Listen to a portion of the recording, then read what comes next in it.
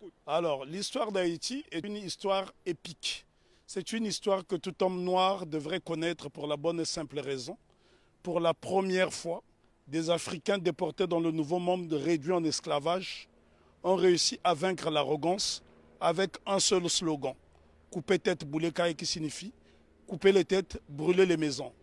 Et ce slogan va se concrétiser le 18 novembre 1803 à Vertières, où l'armée africaine de déportation va vaincre l'armée la plus grande du monde, celle de Napoléon Bonaparte, conduite par le général Donatien Vimeur, vicomte de Rochambeau, qu'on appelle vulgairement Rochambeau, mais en fait c'était Donatien de Vimeur. Et cet homme qui avait eu la prétention d'écraser la mouche se fera expulser manu militari d'Haïti. Donc c'est une histoire qui est belle, c'est une histoire épique que nous devons étudier.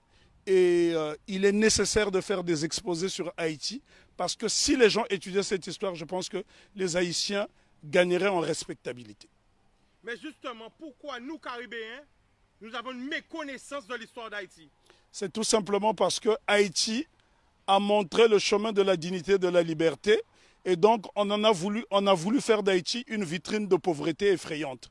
Puisque aujourd'hui, lorsqu'on parle d'Haïti, on fait référence à la pauvreté, mais on oublie que Haïti a été la colonie française la plus prospère de la Caraïbe. À elle seule, elle procurait plus des 3/4 de la production sucrière. Ce sont là des choses qu'on doit savoir, d'autant plus que la métropole française considérait Haïti comme la perle des Antilles. Mais comment expliquer que ce bout de terre africaine dans l'océan est devenu subitement une vitrine de pauvreté effrayante?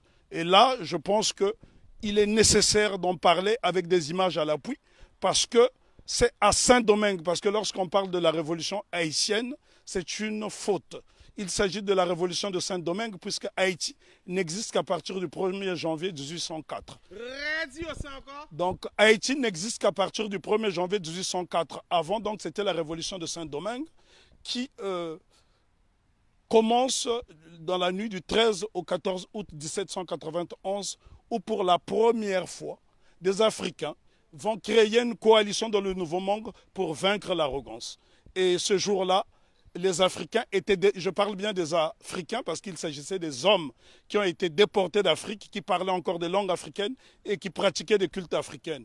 On pourrait citer notamment Makandal qui a été capturé au Congo. On pourrait citer Biassou qui était également congolais. Mais ça a été une coalition. En fait, la cérémonie dite du bois caïman est considérée comme un pré-congrès panafricain. Ce que les gens ne savent pas dans la Caraïbe, d'ailleurs, il y a un problème de connexion, puisqu'il n'y a pas assez de bateaux pour faire cette connexion. Et si je pense qu'il y avait cette possibilité de se rendre dans différentes îles, le mépris des Haïtiens serait tombé à l'eau. Puisque la Guadeloupe a connu une période de liberté entre 1794 et 1802, mais c'est grâce justement aux Haïtiens. Une année auparavant, les Haïtiens se sont affranchis. Parce que souvent on dit qu'on a libéré les esclaves en Haïti. Les Haïtiens n'ont jamais été libérés. Ils se sont affranchis tout seuls avec la machette. Donc voilà pourquoi Non, mais les Haïtiens sont les premiers Africains déportés dans la Caraïbe qui ont brisé les chaînes de l'oppression. Nous devons savoir que Haïti a eu pour vocation de libérer toutes les nations opprimées. Ce qu'on ne dit pas assez souvent, lorsque la Grèce a été dominée par les Ottomans, au milieu du 19e siècle, ce sont les Haïtiens, sous la présidence de Jean-Pierre Boyer, qui ont libéré la Grèce. Et ce sont des choses qui n'apparaissent pas dans les manuels scolaires. Une autre information inédite, c'est grâce à la voix d'Haïti que l'État d'Israël a été créé en 1948. Donc ça, ce sont des choses que les gens doivent savoir. Haïti a été le pays le plus démocratique du monde, puisque toute personne qui arrivait sur le sol haïtien était considérée comme nègre. Donc tous les opprimés de la planète trouvaient refuge en Haïti. Et ce pays est devenu aujourd'hui une vitrine effrayante de la pauvreté. Je suis obligé d'insister sur le mot de vitrine parce qu'il a subi un blocus qu'aucune nation n'avait subi. Imaginez-vous qu'une petite île comme Haïti a été victime du syndicat des empires coloniaux qui était constitué du Danemark, de la France, de l'Espagne, de l'Angleterre, des États-Unis d'Amérique, de la Hollande, de la Suède, parce que toutes ces nations ne voulait pas voir une nation indépendante nègre. Et souvent on dit de Haïti que ça a été la première république nègre. Non, Haïti n'a jamais été une première république nègre, ça a été un empire africain reconstitué puisque l'empereur Jean-Jacques Dessalines va se faire couronner empereur Jacques Ier. Donc c'est la noblesse africaine. Attends. Ben, en tout cas, il y a beaucoup de choses à dire sur Haïti. Haïti est un modèle de fierté et de dignité. Ce sont les Haïtiens qui ont montré à la race noire tout entière ce que c'est que la dignité. Pour la bonne et simple raison, c'est en 93 ans après la révolution de Saint-Domingue, celle-ci va inspirer les Éthiopiens qui vont être conseillés par un digne fils d'Haïti du nom de Benito Sylvain, qui sera élevé au titre de jazz match par l'empereur Ménélique II. Lorsqu'on parle de la bataille d'Adoua, ce qu'on oublie de mentionner, c'est que l'empereur Ménélique II, qui a mis fin à l'impérialisme sur le continent africain, en tout cas c'est lui qui a signé l'acte de décès de l'impérialisme sur le continent africain le 1er mars 1896, 93 ans après la révolution de Saint-Domingue, eh c'est un Haïtien du nom de Benito Sylvain qui le conseille. Donc ce sont des choses à savoir et à intégrer. Je souffre de voir que les Haïtiens sont la risée du monde dans la Caraïbe, alors qu'ils sont ceux qui nous ont montré la voie de la rédemption. Donc respect, big respect à Haïti. En tout cas, je me sens haïtien. Moi aussi. Alors pourquoi justement nous tout près comme ça d'Haïti, on a cette méconnaissance de l'histoire? C'est tout simplement parce qu'on a isolé la Guadeloupe et la Martinique pour ne pas que l'exemple d'Haïti fasse tache d'huile dans la Caraïbe. Voilà la crainte. Parce que Haïti a été une nation prospère. Il faut visiter Haïti pour se rendre compte. Lorsque vous voyez Haïti, Haïti est avant tout le symbole du panafricanisme, puisque le second chef d'État d'Haïti, c'est l'empereur, plutôt le roi Henri Christophe, qui était originaire de Grenade. Donc Haïti a eu pour chef d'État un homme de la Grenade et qui a été l'un des principaux bâtisseurs, qui a créé le Palais de la Monnaie, qui a bâti 15 châteaux, qui a bâti 4 forteresses, notamment la citadelle Henri, qui est le plus grand fort des Amériques. Et ce bâtiment est tellement beau qu'il faut le voir depuis le ciel pour en apprécier, l'ouvrage d'art que c'est. Parce que n'oubliez pas que 2 édifices essentiellement ont défié le temps. La citadelle Henri et le palais de Sans Souci qui avait 365 portes et fenêtres. Ça veut dire que le roi Henri Christophe pouvait se permettre d'ouvrir une porte, une fenêtre par jour pendant toute l'année. Et c'est pour vous dire à quel point, et les architectes étaient tous noirs. Si vous allez par exemple dans la ville de Kenskoff, vous trouverez le fort Alexandre et le fort Jacques qui sont reliés par un tunnel et c'est à 1200 mètres d'altitude. La question qu'on doit se poser, comment les Africains déportés à Saint-Domingue ont pu construire ces édifices qui ont défié le temps? Aujourd'hui, lorsque vous voyez un cyclone dans la Caraïbe, il suffit d'un petit cyclone pour que les maisons s'envolent, alors que les Africains ont fait exploser leur génie pendant la période de captivité. Bien que les Haïtiens se sont affranchis dès 1793, parce qu'il ne faut pas croire à ce que les historiens disent en faisant croire que les Haïtiens ont été libérés. Non. Lorsque les négriers sont arrivés, les Haïtiens étaient déjà libres, puisqu'ils avaient lancé ce fameux slogan « Coupez tête, boulet caille ». Et il y a un homme dont on ne parle pas, on parle souvent de Toussaint Louverture, qui fut le plus grand des généraux nègres de tous les temps. On parle de Jean-Jacques Dessalines, je dis béni soit leur nom pour l'éternité, mais seulement, il y a un jeune colonel qui s'est battu âprement lors de la bataille de Vertières, c'est Capois-la-Mort, François Capois-la-Mort, qui a défié les canons de l'insolence, les canons de l'arrogance en disant « j'aime la mort ». Et Capois, on le retrouve sur le billet de Sangourde en Haïti. Ce sont là des éléments essentiels que nous devons connaître afin d'aller vers l'émancipation définitive. Alors, en résumé, pour parler d'Haïti. On ne peut pas résumer l'histoire d'Haïti, elle est trop belle, elle est trop grande, elle est trop belle. L'histoire d'Haïti, oui, on ne peut pas résumer l'histoire d'Haïti. Haïti, on doit en parler avec passion. Moi, je suis né sur le continent africain, mais je suis né au Congo, mais ce sont les Haïtiens qui m'ont montré le chemin de la liberté, parce que lorsque le Congo, aujourd'hui dit démocratique, accède à l'indépendance le 30 juin 1960, la Belgique tente de saboter l'indépendance de cette jeune nation. Et ce sont les Haïtiens qui vont venir par souci de panafricanisme aider le Premier ministre Patrice Lumumba qui malheureusement sera assassiné 6 mois plus tard. Ce sont les Haïtiens qui ont brisé le blocus de la France en Guinée. Ce sont les Haïtiens qui ont bloqué le blocus de la Belgique en République démocratique du Congo. Donc nous sommes redevables tous en Haïti. Parce que lorsque je parle d'Haïti, je suis dans un temps second. Je suis en transe. On ne peut pas parler d'Haïti de façon légère parce que cette révolution est la première depuis que nous avons perdu l'initiative historique. C'est la première qui est victorieuse parce qu'il y a eu des révolutions aux États-Unis. Il y en a eu au Brésil, notamment avec la création du Quilombo de Palmarès au Brésil avec Zumbi. Mais sauf que toutes ces révolutions dans la Caraïbe ont été étouffées. Si vous allez par exemple en Antigua, vous avez un village qui s'appelle Liberté, où les Africains se sont affranchis très tôt.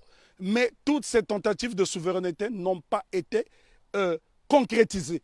Donc ce sont les Haïtiens qui vont pérenniser. N'oublions pas que Haïti sera envahi pendant 29 ans par les États-Unis d'Amérique pour punir cette nation d'avoir vaincu les Blancs. C'est Haïti qui a libéré l'Amérique latine avec Simon Bolivar. Et encore, lorsqu'on dit que c'est Haïti qui a libéré, ce n'est qu'une partie d'Haïti, puisqu'à cette époque, Haïti était divisé en deux. Il y avait Haïti du Nord, qui était un royaume dirigé par le roi Henri Christophe, et il y avait le Sud, la République du Sud d'Haïti, qui était dirigée par Alexandre Pétion. Et ce bout de terre d'Haïti du Sud va donc donner des soldats de l'argent à Simon Bolivar pour aller libérer une bonne partie de l'Amérique latine. Si vous observez les drapeaux de l'Équateur, du Venezuela, de la Colombie, vous trouverez des armoiries similaires, même les couleurs, à celles du drapeau d'Haïti. Donc c'est très important pour nous d'étudier Haïti parce que Haïti, c'est le symbole de notre fierté. Et les gens dans la Caraïbe doivent intégrer cette notion. Si les Haïtiens n'avait pas lancé ce slogan coupé tête boulet caille qui a fait trembler le monde entier, ben, probablement que l'abolition de l'esclavage aurait eu lieu peut-être plus tardivement. Est-ce que tu peux nous donner des exemples de pays? Parce que là, on est en direct. L'exemple que je peux vous donner. Quel pays a été aidé par Haïti? Le Congo, pays dont je suis originaire, la République démocratique du Congo a été aidée par Haïti parce qu'en 80 ans de colonisation belge, les Belges n'ont même pas été fichus de former une dactylographe. Et la première dactylographe qui va dactylographier le discours de Lumumba, c'est Suzanne Peck, qui est la mère de Raoul Peck. Donc Haïti est au cœur de notre émancipation. Haïti a aidé l'Éthiopie, Haïti a aidé la Grèce de se libérer. Là, je vous parle de l'Europe. Haïti a aidé la Guinée. Haïti a toujours été au cœur de notre lutte. L'exemple le plus simple, lorsque vous arrivez à Cuba, sur les bords du Malecón, vous trouverez un grand monument qui est dédié à Antonio Maceo. Très peu de gens connaissent ce héros qu'on appelait à l'époque le Tito de bronze. Lui-même qui est le véritable père de l'indépendance de Cuba. On vous parle souvent de José Marti, mais en vérité le père de l'indépendance de Cuba, celui qui a lancé les hostilités contre les Espagnols, c'est Antonio Maceo. Lui-même a été formé en Haïti. Donc Haïti, si vous allez à Cuba, les Haïtiens sont très respectés. Il y a des localités entières où on trouve des Haïtiens. Il n'y a que dans la Caraïbe francophone où on voit ce mépris. La raison est que Haïti a vaincu le maître. Et quand on a vaincu le maître, les serviteurs finissent par avoir la haine de celui qui a vaincu le maître. Parce qu'on ne peut pas comprendre que les Haïtiens et les Guadeloupéens ont le même patrimoine génétique et que ces mêmes frères et sœurs de cette partie de la Caraïbe puissent avoir du mépris pour les Haïtiens.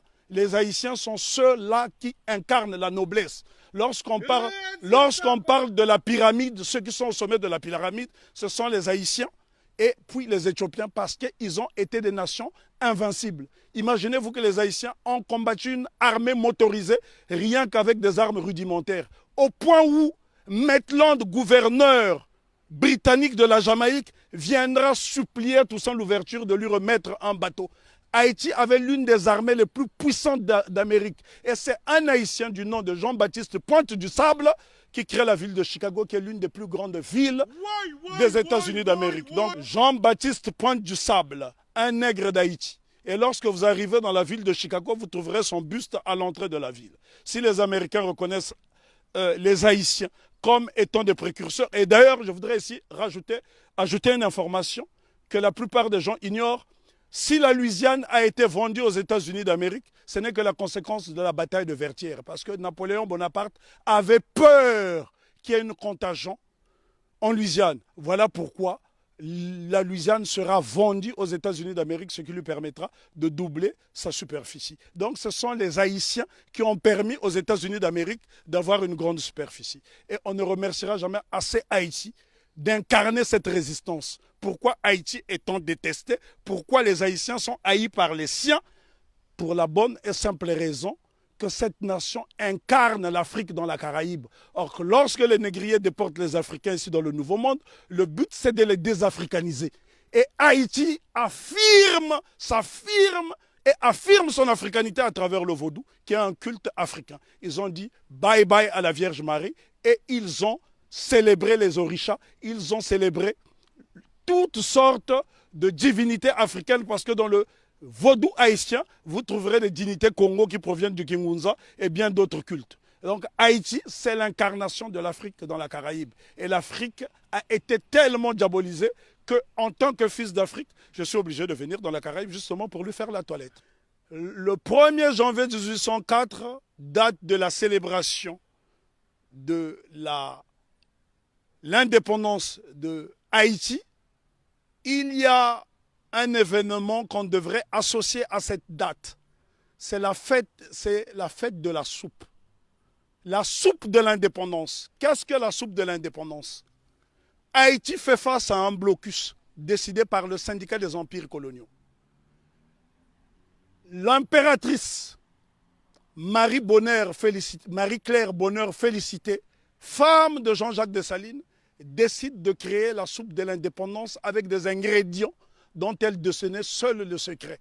Ces ingrédients permettaient aux Haïtiens qui, pendant la période de famine, de résister et de ne pas perdre des calories. Donc ça, ce sont des choses à savoir.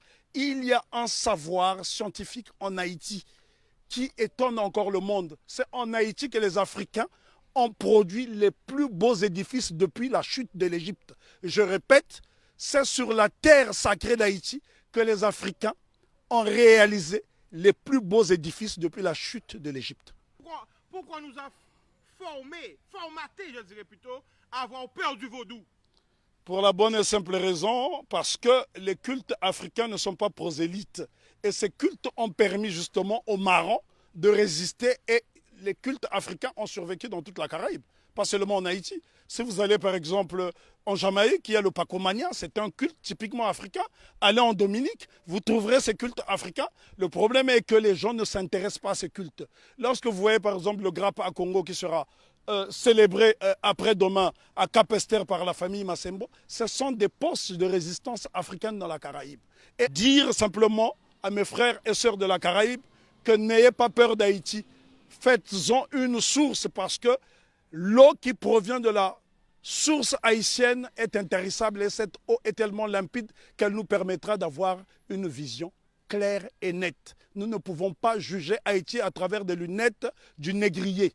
Sinon, on finira par avoir un regard étriqué. Jugeons Haïti à travers nos propres lunettes. Voilà pourquoi Marcus Garvey disait « Si le nègre ne prend pas garde à lui, il boira tous les poisons de la civilisation moderne et il en mourra. Vive Haïti !» Je tiens à signaler que j'ai la particularité de faire des conférences sur l'Afrique gratuitement dans la Caraïbe parce que mon but justement, c'est de raconter la version du gibier qui n'a jamais été racontée. Parce que pendant 400 ans, vous avez eu droit à la version du chasseur. Et les Africains disent dans un proverbe très éloquent, tant que les lions n'auront pas leurs propres historiens, les histoires de chasse seront toujours à la gloire du chasseur. Donc je suis là en tant que gibier pour vous apporter la version solide de l'Afrique.